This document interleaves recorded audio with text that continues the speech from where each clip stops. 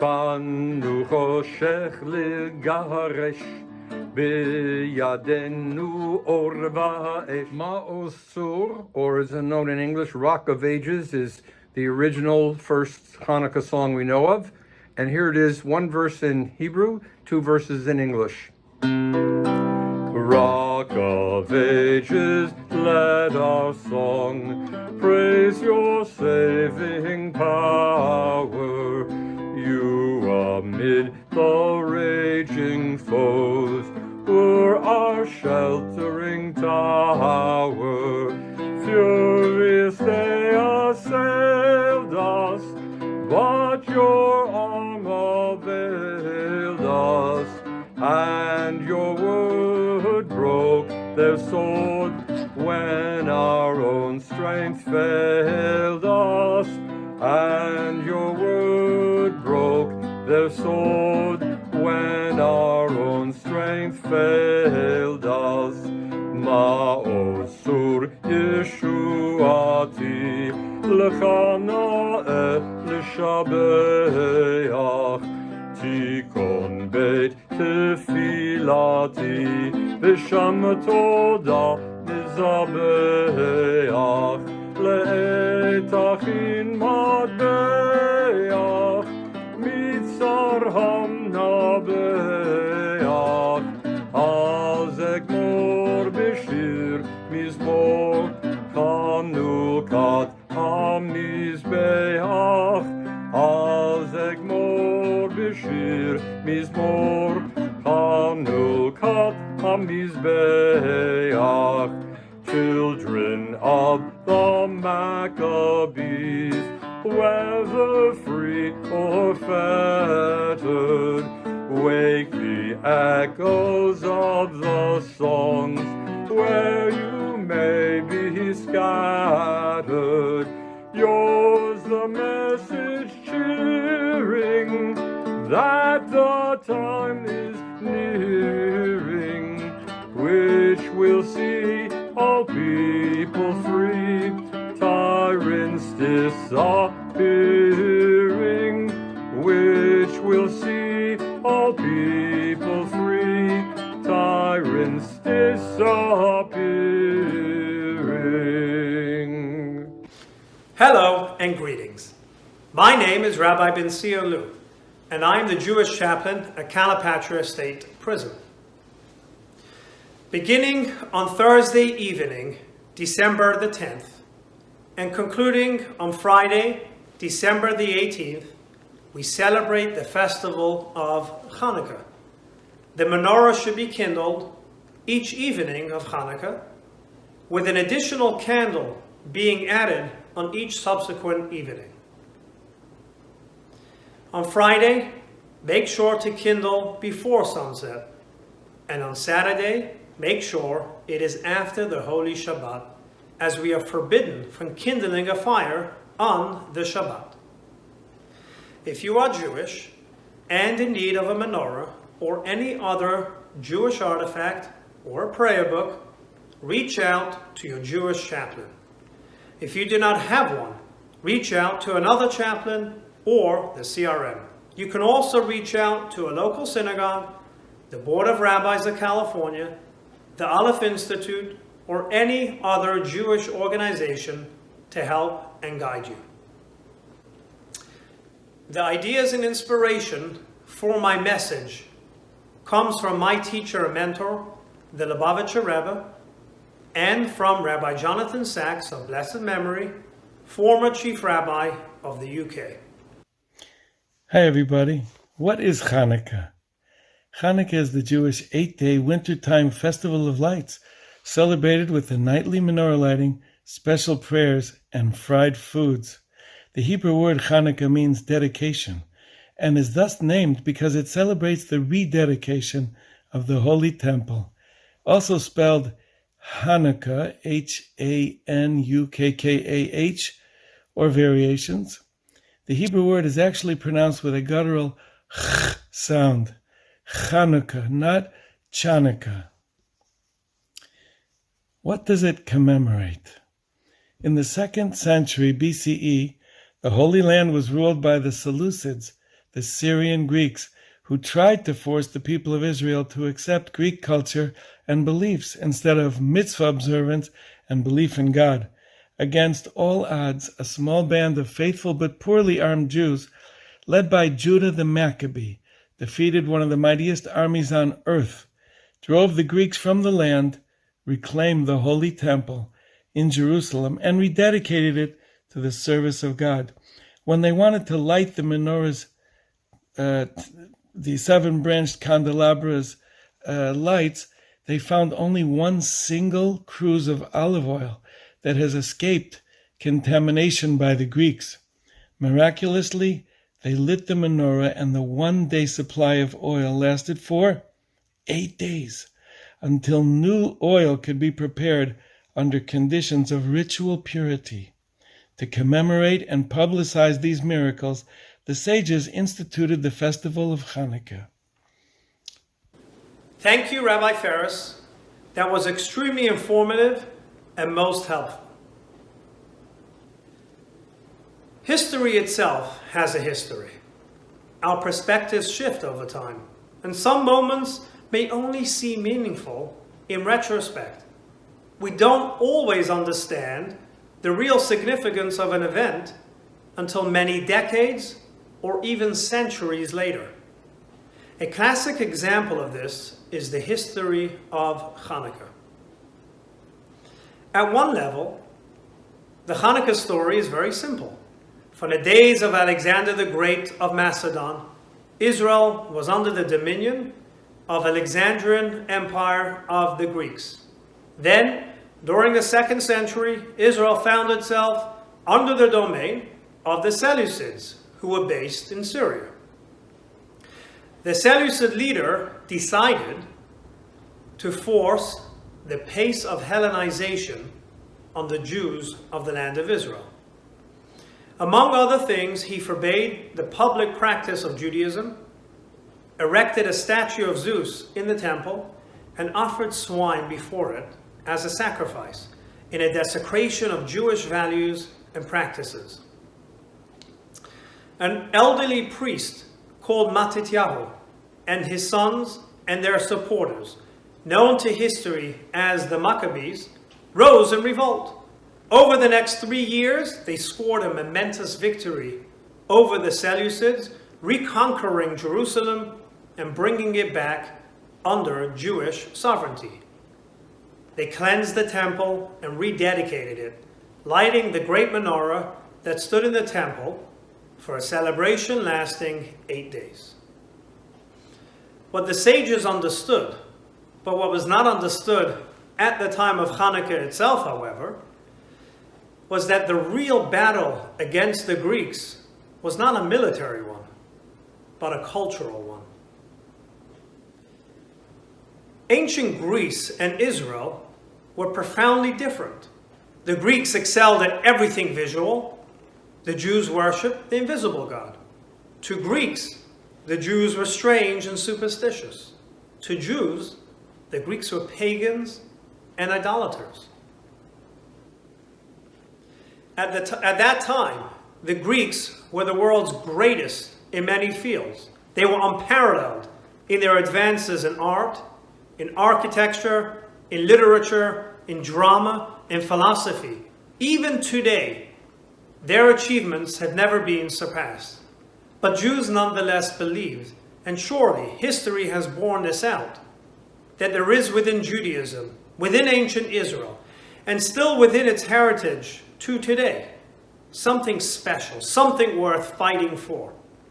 Judaism, with its emphasis on the sanctification of life and the belief that every human being was created in God's image, held eternal truths that we could not abandon.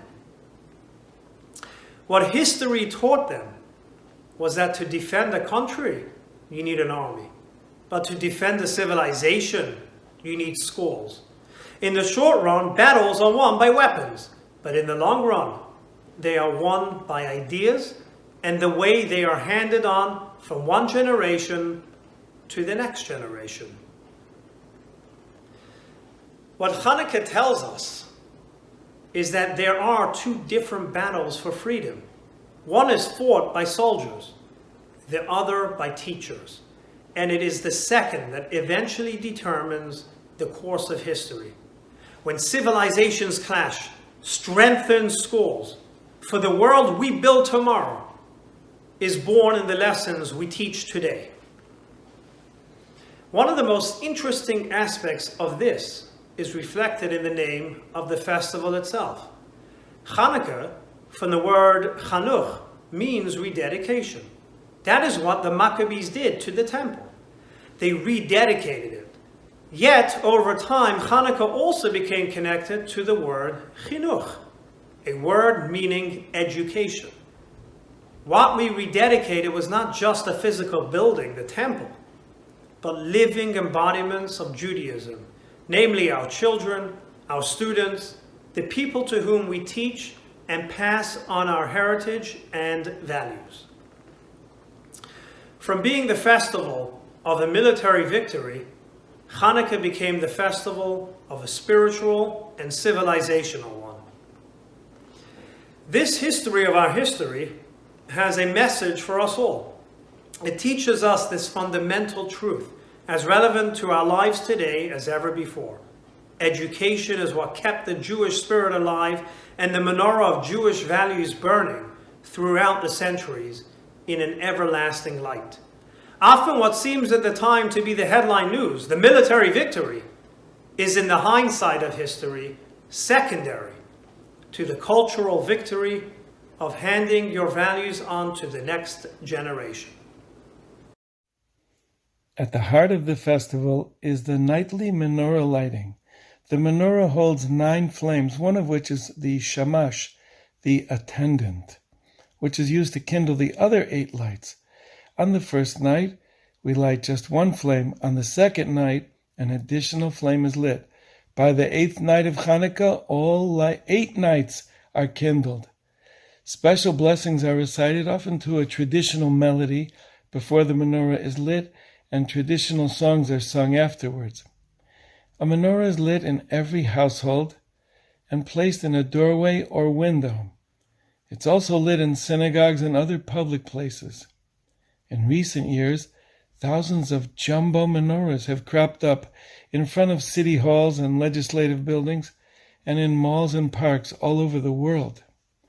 We recite the special Hallel prayer daily, and we add Va'al Hanisim for the miracles in our daily prayers and in the grace after meals, to offer praise and thanksgiving to God for delivering the strong into the hands of the weak, the many into the hands of the few, the wicked into the hands of the righteous.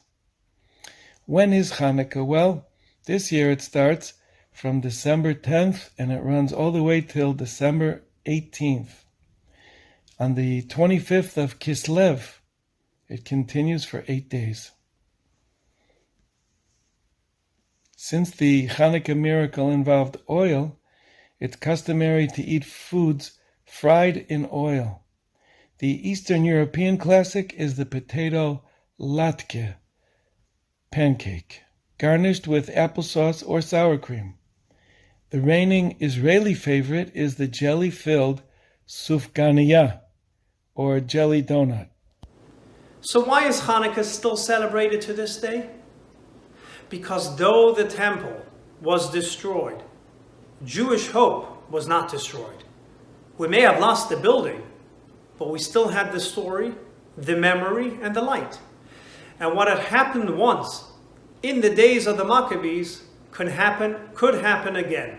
So as you light the Hanukkah candles, remember this. The Jewish people kept hope alive, and hope kept the Jewish people alive. We are the voice of hope in the conversation of humankind. This is an Israeli song which I've always loved because it doesn't sing anything about dreidels or fighting or killing. It's just about light and darkness.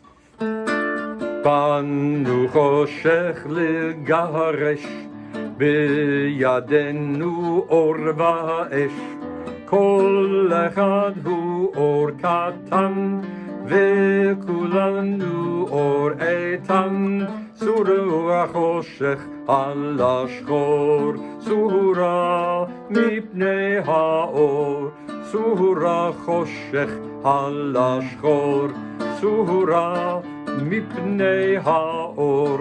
Though the night is dark and cold, there is light within our souls.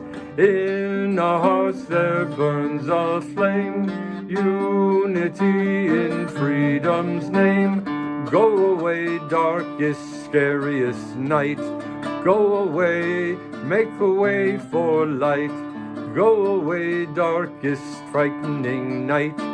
Go away, make a way for light.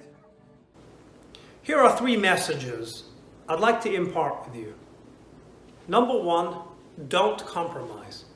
Hanukkah celebrates the renewal of the service in the Holy Temple after it was liberated from the Greek defilers. It was purified and rededicated as the seat of the divine presence in our world. Hanukkah serves as a model for all inaugurations and dedications, including the most significant inauguration of all, education, a child's inauguration into life. The uncompromising insistence on purity and perfection, which Hanukkah represents, holds an important lesson regarding the essence of the educator's task. Compromise is anathema to education. To a mature tree, a gash here or a torn limb there is of little or no consequential significance. But the smallest scratch in the seed, the slightest nick in the sapling, results in an irrevocable deformity, a flaw which the years to come will deepen rather than erase. Virtually every life is faced with demands for compromises. Some tolerable, others not.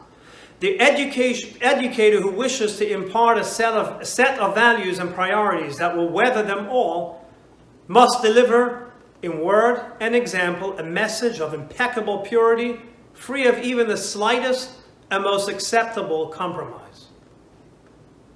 Number 2, light.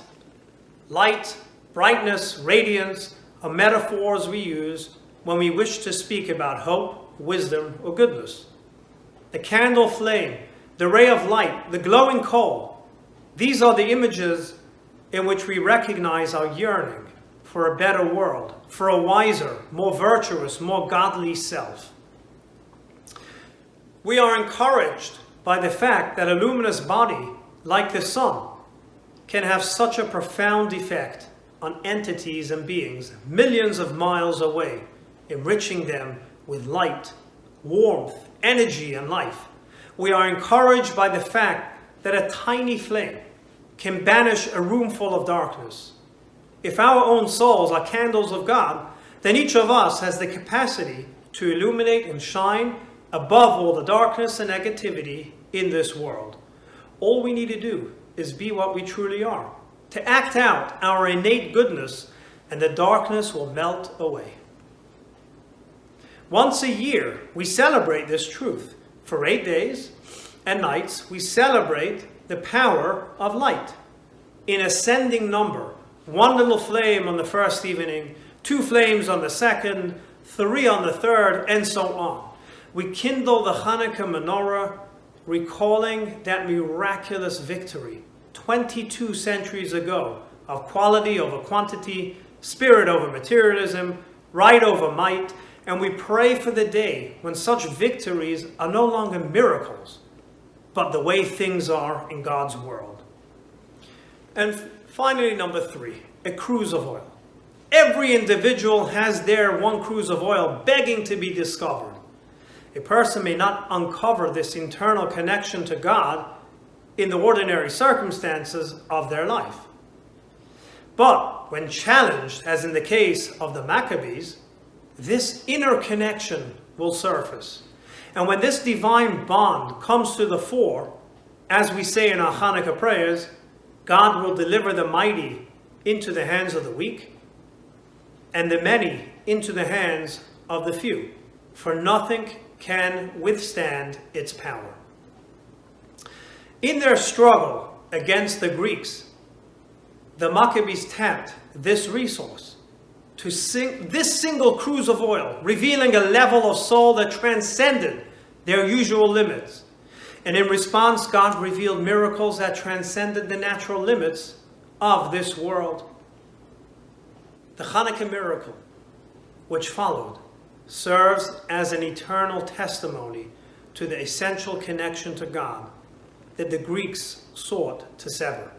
In our day as well, the Chanukah lights remind us that through an appreciation of the infinite, godly dimension of the Torah and its commandments, we can kindle the potential for light we all possess within our souls. Let us pray that the message of the Chanukah lights will illuminate the everyday life of everyone personally and of society at large for a brighter life in every respect, both materially, spiritually, and emotionally. Now, there are many songs in Hebrew for Hanukkah. There's a lot of songs in Yiddish. Very few in this language, which is called Ladino, not Latino. Ladino is a 15th century Spanish that was spoken by the Jews who were in Spain, like my grandparents or my ancestors. This is called Ocho Candelicas, 8 little candles, and you count out each candle as you light them. It's like a children's song. It says, I'm going to light 8 candles because it's Hanukkah, 8 candles for me, with many parties and enjoyment, and I'm going to eat little almond cookies with honey. So, ocho candelicas, count it out with you. And if you do, it's not exactly like Spanish. It's instead of tres, it's tres. Instead of cinco, it's cinco. So it's very close.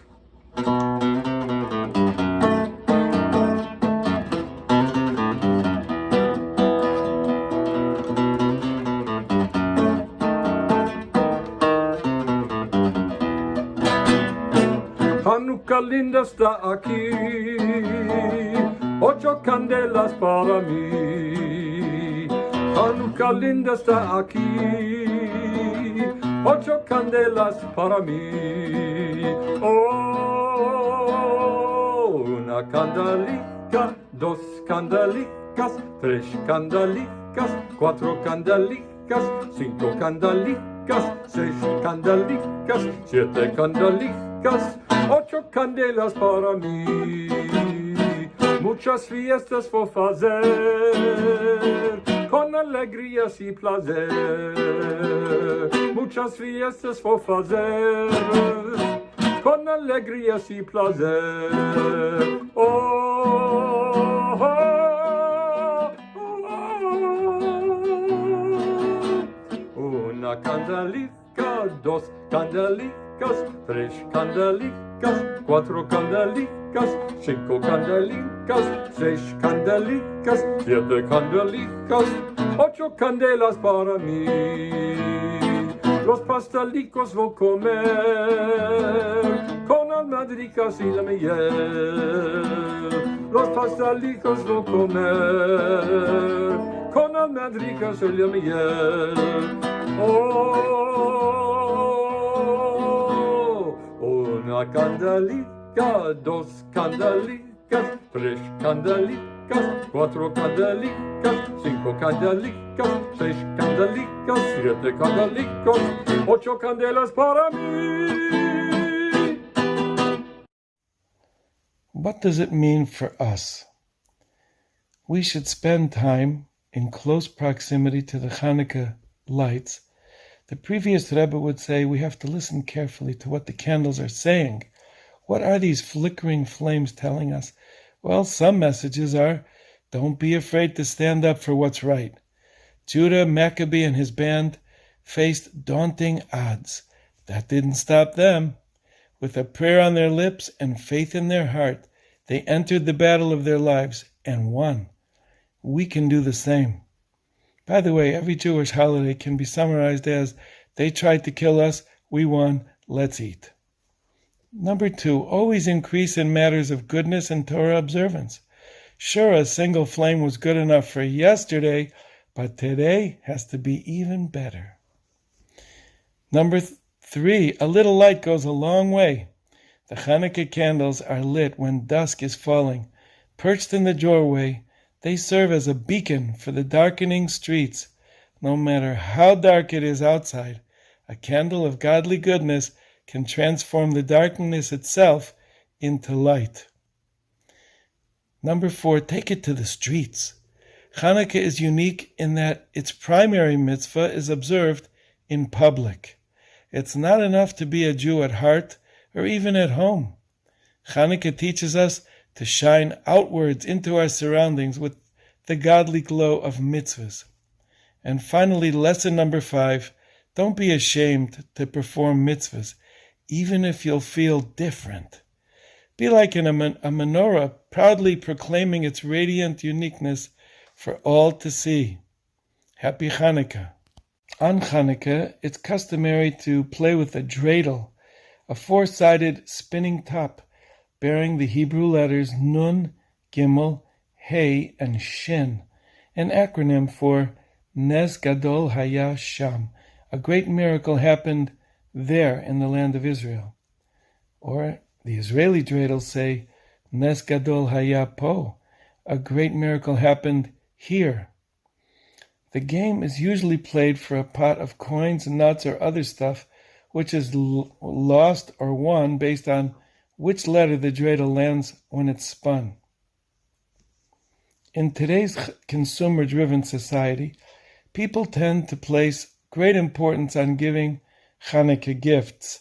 However, the tradition is actually to give Chanukah gelt, gifts of money, to children. In addition to rewarding positive behavior and devotion to Torah study, the cash gifts given the children the opportunity to give charity, tzedakah. This has also spawned the phenomenon of foil-covered chocolate gelt. We like to lay a gelt trip on children. So here's a little ditty by the satirical songwriter from the 60s, Tom Lehrer.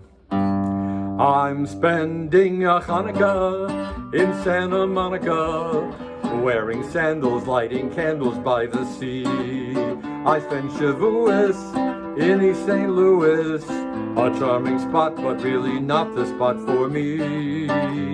Those eastern winters, I can't endure 'em, so every year I pack my gear and come out here to Purim. Rosh Hashanah, I spend in Arizona, and Yom Kippur way down in Mississippi. But in December, there's just one place for me. Amid the California flora, I'll be lighting my menorah like a baby in its cradle. I'll be playing with my dreidel, spending Hanukkah in Santa Monica by the sea. One more time, I'm spending Hanukkah in Santa Monica, wearing sandals, lighting candles by the sea. I spent Shavuos in East St. Louis, a charming spot, but really not the spot for me. Those eastern winters, I can't endure 'em, so every year I pack my gear and come out here to Purim. Rosh Hashanah, I spend in Arizona, and Yom Kippur way down in Mississippi. But in December, there's just one place for me. Amid the California flora, I'll be lighting my menorah like a baby in its cradle. I'll be playing with my dreidel. Here's to Judas Maccabeus. Oh, if he could only see us lighting Hanukkah in Santa Monica by the sea.